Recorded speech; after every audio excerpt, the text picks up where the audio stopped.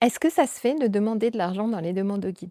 Dans la spiritualité, il y a quelque chose qui m'embête. Il y a un moment où on se dit: «Mais qu'est-ce que j'ai mal fait? Qu'est-ce qu'il faut faire de plus?» À la fin de cette vidéo, je vais aussi vous parler de la lettre au Père Noël, pour faire suite à la première vidéo où ma mère, elle me disait: «Tu comprendras quand tu seras plus grande». C'est agaçant et elle m'a dit: «C'est sûr que ça va pas marcher si on fait des demandes sur l'argent» et puis à un moment donné, ça fonctionne et là, un scooter qui vient taper pile dans mon pare-choc. Il y a aussi des demandes qui ne fonctionnent pas. Est-ce que c'était une précognition ou est-ce que c'était une demande? C'est-à-dire qu'on n'a plus besoin d'émettre une demande, une pensée suffit. Et ça, je trouve ça assez embêtant. Par quoi on va commencer quand on fait une demande? Quel état on va avoir et comment va-t-il progresser pour arriver à un état de fluidité par rapport à ces demandes?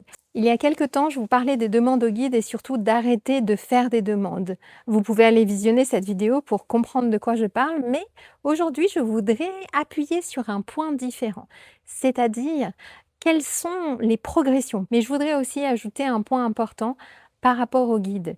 Nos guides, ce sont notre équipe. J'en ai déjà parlé plusieurs fois dans pas mal de vidéos, mais pas seulement. Ils font partie de nous. Alors quand vous faites une demande au guide, c'est important d'être bien connecté à soi, d'être bien aligné, bien ancré, parce que il faut demander à notre équipe et pas demander à je ne sais qui pourrait entendre la demande et s'en saisir, un autre esprit qui pourrait être par là. Donc vous pouvez demander à vous-même, à votre âme, à ce qui compte le plus pour vous et qui vous concerne. Et quand vous faites des demandes, s'il vous plaît, faites des demandes pour vous. C'est très important. Donc maintenant, on va voir la progression par rapport aux demandes. Alors au début, quand on commence, on se dit, ben ça fonctionne pas. Je fais des demandes, j'y crois, je suis bien branchée, je suis bien connectée à moi et ça ne fonctionne pas. J'ai une amie qui m'a dit: «Mais toi, tu fais des demandes au guide, ça fonctionne, je le constate, mais moi, quand je fais, ça marche pas, j'y crois pas. Donc est-ce que tu peux faire une demande pour moi?» Alors je lui dis, comme je réponds souvent d'ailleurs: «Bah non, tu vas le faire et puis je peux soutenir ta demande, pourquoi pas, mais en tout cas, c'est toi qui vas le faire». Et elle demande de trouver de l'argent. Cette amie avait trouvé des sacs dans la rue. Elle les avait mis de côté en attendant de les donner à ses filles. Et là, elle voulait le faire, donc elle est allée les nettoyer. Et juste avant, elle avait fait une demande au guide. Donc sa demande, c'était: «Je voudrais trouver de l'argent, que les guides me donnent de l'argent». Et elle m'a dit: «C'est sûr que ça va pas marcher, si on fait des demandes sur l'argent, ça marche pas». Alors, elle nettoie ses sacs et à l'intérieur, elle trouve un billet. Mais elle trouve un billet de 100 francs. Alors elle me dit: «Tu vois, ça marche pas, regarde, j'ai trouvé un billet qui est inutilisable». C'est pas tout à fait vrai parce que sachez-le, en tout cas à l'époque c'était le cas, ce billet, elle pouvait le ramener à la Banque de France et avoir un échange en euros de sa valeur. Et puis je lui dis: «Ben précise, je voudrais trouver un billet que je peux utiliser maintenant, à notre époque quoi, en quelque sorte». Alors c'est ce qu'elle fait et puis elle range dans son cabanon, elle range des affaires et là elle trouve un billet d'une monnaie étrangère, mais qui nécessitait d'aller faire du change. Dans les 2 cas, elle a reçu une réponse qui nécessitait d'aller faire un effort en quelque sorte. Mais pour elle, ça ne fonctionnait pas parce qu'elle aurait voulu recevoir des euros. Mais ça n'a pas été sa demande, elle aurait peut-être pu demander d'avoir des euros. Donc là, vous allez me dire: «Bah ah oui, mais Sorine, c'est quand même hyper flagrant, elle demande de l'argent, elle reçoit de l'argent». Mais pour elle, ça l'était pas parce que par moment, on va recevoir des choses et on va se dire: «C'est pas possible, c'est pas ça que j'ai demandé». C'est comme l'histoire d'avoir un éventail jaune, d'ailleurs, je vais m'en servir directement, moi j'en ai un, d'avoir un éventail jaune et de ne pas, trouver que les autres éventails ont foi à vos yeux. Il y a d'autres exemples aussi, quand on fait des demandes au guide, il y a des moments où on va douter. C'est ce doute qui va être envoyé plus fort et le message qui va être, réceptionné par nos guides, c'est: «Je ne veux pas que ça fonctionne» et donc ça ne fonctionne pas. Mais je voudrais aussi apporter quand même un message important parce que dans la spiritualité, il y a quelque chose qui m'embête beaucoup, c'est que il y a un moment où on se dit: «Mais qu'est-ce que j'ai mal fait? Qu'est-ce qu'il faut faire de plus?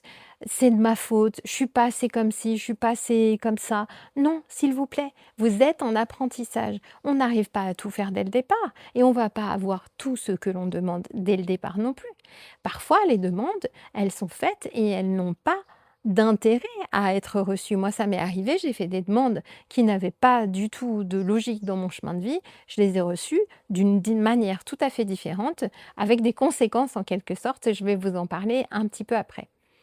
Donc, s'il vous plaît, soyez indulgent avec vous-même, soyez mignon ou mignonne, parce que c'est important de se dire que lorsque l'on fait une demande, eh bien, on y met notre cœur, mais j'ai beau vous expliquer les choses, à moi, on m'a aussi expliqué des choses et tant qu'on ne les vit pas, on ne comprend pas. Ça, c'est vraiment les trucs de quand on est enfant, où ma mère, elle me disait: «Tu comprendras quand tu seras plus grande». C'est agaçant, mais pourtant, c'est tellement vrai. Parce que quand on commence à vivre des choses et à les sentir soi-même, on se dit: «Mais oui, évidemment, j'avais reçu l'explication, mais ça me paraissait pas si clair». Il y a aussi des demandes qui ne fonctionnent pas. Vous allez demander quelque chose et vous allez avoir des embûches. Peut-être qu'il faut entendre qu'il faut faire les choses différemment. J'ai un exemple là-dessus. Une personne qui demandait à savoir si elle allait pouvoir acheter un immeuble parce qu'elle pensait que c'était un bon investissement et tous les signes lui envoyaient l'information qu'elle ne devait pas acheter cet endroit. Elle essaye de faire un prêt, on lui dit oui, puis ça ne marche pas. Elle essaye d'obtenir des documents qui sont faciles à obtenir et ça ne fonctionne pas. Ils sont retardés, elle a pris un retard énorme. Ensuite, tout commence à se goupiller et il y a encore des retards et des problèmes administratifs et des nouveaux documents qui arrivent. Alors, vous me direz, ça arrive souvent quand on a un achat. Oui, mais là, c'était vraiment une intensité différente par rapport à ce que l'on peut avoir. Elle m'a consultée aussi pour me demander, eh bien les guides ont été très clairs et lui ont dit non, c'est une idée dont il faut se détourner. Et qu'est-ce qu'elle a fait? Elle a insisté, elle a réussi. Et quelque temps après, peut-être 6 mois, 1 an après, elle s'est rendue compte que cet achat était finalement un très mauvais investissement. Donc elle a été prévenue, quelque part elle n'a pas eu ce qu'elle souhaitait. Et puis à force d'essayer, d'essayer, d'essayer et de faire ses demandes, bien vous allez sentir de plus en plus que c'est que cet alignement quand on fait une demande, quand on se sent vraiment bien concentré et que tout notre focus part sur notre demande, eh bien ça commence à fonctionner et tant et si bien que ça fonctionne vraiment bien. Et puis à un moment donné, ça fonctionne. On sent cet alignement, on sait exactement ce qu'il faut faire et on fait des demandes et on obtient des résultats vraiment rapides. J'ai une anecdote à vous raconter, celle-ci je la trouve un peu folle, mais elle est vraiment incroyable. Euh, J'étais au téléphone avec une de mes cousines et je lui dis: «Tu sais, moi, j'aimerais bien, il y a un truc que je demande, que j'aimerais vraiment, mais j'y crois pas tellement. Ce serait qu'on m'appelle pour me dire que j'ai un compte bancaire caché quelque part». Alors elle, elle me dit: «Bah ouais, carrément, ça serait trop, sympa, trop drôle et tout». Voilà, on continue notre discussion, on raccroche. Quelques minutes après, je pense que c'est moins d'une heure, mais franchement, avec le temps, je m'en rappelle plus précisément. Mon téléphone sonne, c'est la banque qui m'appelle en disant: «Écoutez, on va devoir vous fermer votre livret A parce que vous avez déjà un livret A ouvert». Je lui dis: «Mais enfin non, je n'ai pas de livret A ouvert, je non, le seul que j'ai, c'est chez vous» et la personne au téléphone me dit mot à mot ce que j'ai dit précédemment: «Vous devez avoir un compte bancaire caché quelque part». Alors là, j'en revenais pas. Donc je lui demande comment faire pour le trouver, ben, faire le tour de toutes les banques et essayer de voir, et de trouver ce compte. Je raccroche et là, je rappelle ma cousine. Je lui raconte l'histoire, donc là, elle me dit: «C'est incroyable» et je lui dis: «Je suis sûre qu'il y a 3,60 € dessus» et là, elle me dit: «Mais non, il fallait pas dire ça, parce que c'est sûr qu'il va y avoir que 3,60 € dessus». Bref, après avoir fait pas mal de recherches, je me suis rendue compte que ce compte était un vieux compte que mon grand-père m'avait ouvert il y a bien longtemps, que pour moi j'avais déjà fermé, mais apparemment pas. Et il restait 3,60 € ou 3,65 € ou je ne sais plus la somme exacte. C'était 3,60 € et quelques. Et il restait cette somme sur ce compte. Donc j'ai rappelé ma cousine encore pour la tenir au courant. Donc ça, c'était assez épatant. Alors vous me direz, et je me suis posé cette question, est-ce que c'était une précognition, c'est-à-dire je l'ai senti à l'avance que le banquier allait appeler, ou est-ce que c'était une demande? Pour moi, c'était vraiment une demande parce que c'est quelque chose qui me trottait dans l'esprit depuis un petit moment et de me dire, ça doit être un truc extraordinaire. Et là, ça s'est produit. Et puis arrive un moment donné où l'alignement est tel que les demandes deviennent évidentes. C'est-à-dire qu'on n'a plus besoin d'émettre une demande, une pensée suffit. Et ça, je trouve ça assez embêtant. C'est comme si on partait de l'extrême de je n'y crois pas, ça ne fonctionne pas, à ça fonctionne et ça fonctionne trop bien parce que dès que je pense, c'est une demande. Et ça, c'est embêtant parce que parfois, on a des pensées qu'on ne veut pas demander. Et j'ai deux exemples à vous raconter. Donc, une fois, je monte dans ma voiture et je me dis, j'allais accompagner une de mes cousines à une visite chez un médecin, elle sortait d'une opération. Et là, je regarde mon pare-choc qui était rayé. Et je me dis, ce serait quand même cool que je trouve un moyen gratuit pour réparer ce pare-choc. On va chez le médecin, on fait la visite, on sort. Et là, un scooter qui vient taper pile dans mon pare-choc. Le scooter glisse sous ma voiture, on a eu super peur. Le conducteur glisse un tout petit peu aussi. Le scooter n'avait rien, ma voiture était légèrement touchée et le propriétaire du scooter était désolé parce qu'il avait il avait grillé une priorité. Mais en tout cas, il allait bien parce que moi, après tout, peu importe d'avoir un choc sur ma voiture, j'avais surtout peur que le conducteur ne soit pas en bonne forme. Et là, je regarde et c'était pile l'endroit où j'ai dit: «Ça serait chouette d'avoir quelque chose de gratuit pour réparer mon pare-choc». Donc je me suis dit: «Ouh là là» et ma cousine, quand je suis rentrée une autre cousine, hein, j'en ai beaucoup, quand je suis revenue dans la voiture, elle me dit: «Je suis désolée, si tu m'avais pas accompagnée chez le médecin, ça serait jamais produit». Et là, je lui ai dit: non, en fait, c'est parce que j'avais fait cette demande sans le vouloir ce matin». Et elle me dit: «Mais enfin, arrête avec ça et mets des astérix». J'ai trouvé cette phrase aussi: «Si c'est le mieux pour moi». Donc que tout le monde soit en bonne santé. J'ai fait aussi, une demande en rajoutant ces astérix, bien sûr, bien plus tard. Une autre anecdote, je suis partie en vacances pendant 2 semaines à l'étranger et je me suis dit: «Tiens, ce serait cool que je perde 5 kilos en une semaine».